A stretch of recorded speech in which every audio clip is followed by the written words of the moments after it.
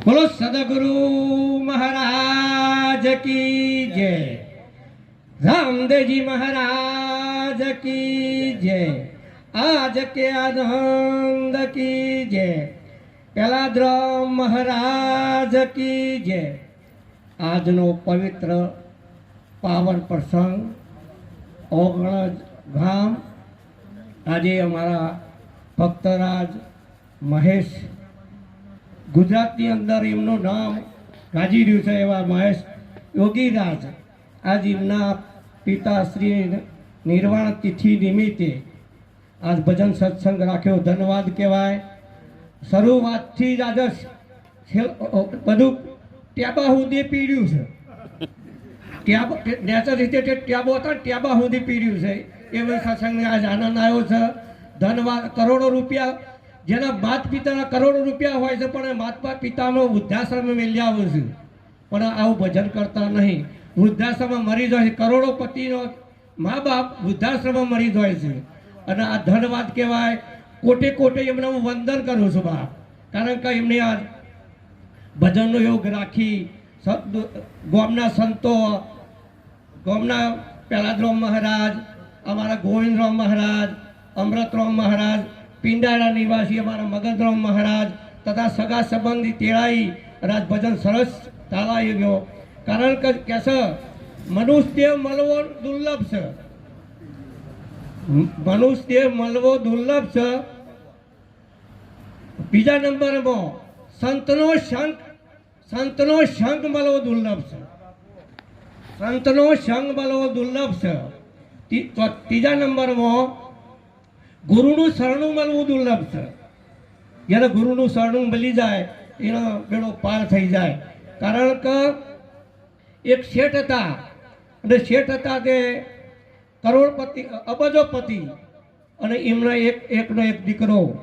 હવે એકનો એક દીકરો 24 કલાક મોબાઈલના અંદર મોબાઈલનો આવનો રોગ લાગેલો, મોબાઈલનો રોગ લાગેલો। હવે ખાઈ નહીં પીવા નહીં 24 કલાક મોબાઈલ જોજો કર્યો એટલે ખાવા પીવાનું શરીર આવી રહ્યું એટલે બધા બીજા માણસો કહેવા માંડે શેઠ તમારા દીકરાને મરી જશે, દવાખાને લઈ જાઓ। તો શેઠ કહેતા લઈ જાઉં। જનરલ હોસ્પિટલ હતું એમાં દાખલ કર્યા, દાખલ કરીને એમના રિપોર્ટો કઢાય પણ રિપોર્ટોમાં કોઈ દુઃખ આવ્યું નહીં, કારણ કે એમને મોબાઈલનો રોગ લાગ્યો। એટલે કે ભાઈ તને શું થાય? ડૉક્ટર સાહેબે પૂછ્યું એટલે કે ભાઈ તને શું થાય છે? કે મને મોબાઈલનો રોગ છે, બીજો મને દુઃખ નથી। ડૉક્ટર સાહેબ છૂટી પડ્યા કે આમાં મારો કોઈ ઈલાજ નહીં ચાલે, હું આમાં કોઈ ઈલાજ કરી નહીં શકું। પછી એક ડૉક્ટર સાહેબ છૂટી પડ્યા એટલે નીકળી ગયા એટલે રસ્તામાં શેઠ લઈ એમના દીકરા લઈને જતા હતા અને એક ભાઈ મળ્યા કે ભાઈ શેઠ તમે કહી ગયા કે દવાખાનામાં મારા દીકરાનું દુઃખ થશે એટલે હું દવાખાના લઈ ગયો। ડૉક્ટર સાહેબ છૂટી પડ્યા તો કે એમ કરો ફલાણા ગામની અંદર એક ભુવાજી છે તે ભુવાજી ફોન લઈ જાઓ। આ તો શેઠ તો ભુવાજી ફોન લઈ ગયા। ભુવાજી એમને જે ઈલાજ કરવો હતો એ કર્યો, જો દોણા જોયા, જે ઈલાજ કરવો હતો કર્યો પણ કોઈ ભેટ પડ્યો નહીં। બુવાજીએ પૂછ્યું કે કોઈ બંધાતું જ નહીં, કોઈ દુઃખ જ બંધાતું નહીં, પાછો બાબુ દોયડો કેવી રીતે બોધું?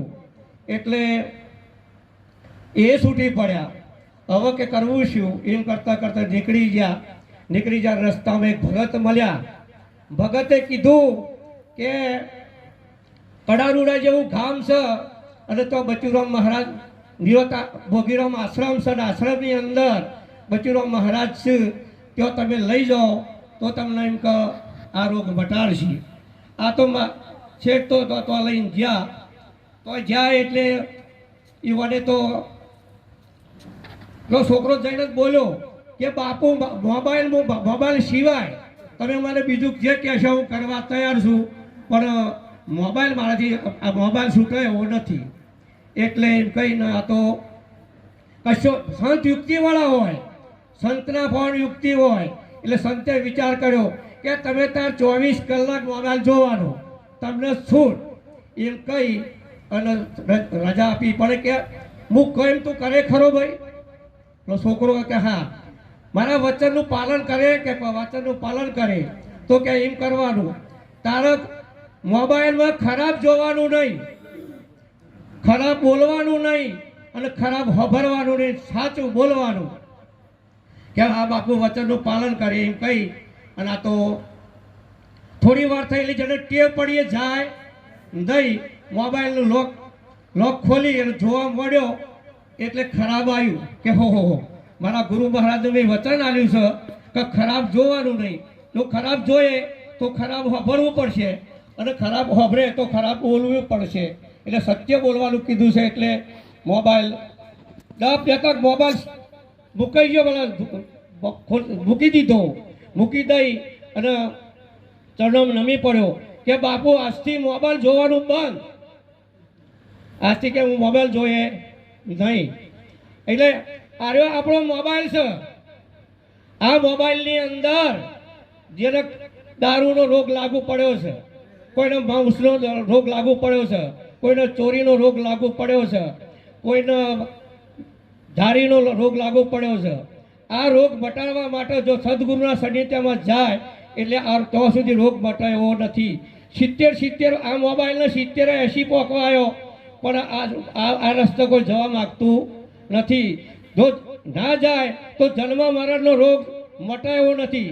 પહેલા જ તમે આખું જગત કહેતું હોય કે એ જતા રહેશે.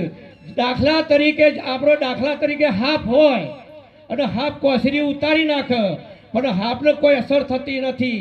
એમ આપણી આ કોસરી ઉતરી જાય છે પણ આપણને કોઈ કશું અડતું નથી. આપણે જવાના નથી, આપણે આયા નથી.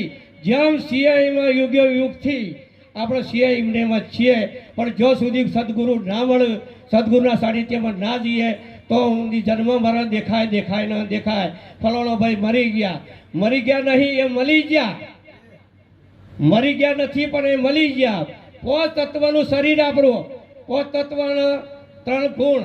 8નો બન્યો આ ઠાઠની અંદર તત્વમાં ભરી ગયું. બ્રહ્માજીએ એમને ઉત્પન્ન કર્યું, વિષ્ણુજીએ પાલન કર્યું અને શંકરને આનો સંહાર કર્યો. 3 ગુણ રજો સતો ને ત્રમો, આ 3 ગુણ એને મળી ગયા. એટલે આ શરીર આપણો એમ નકમ ભાઈ મરી ગયું, નકમ મરતું નથી પણ આ તત્વમાં ભરી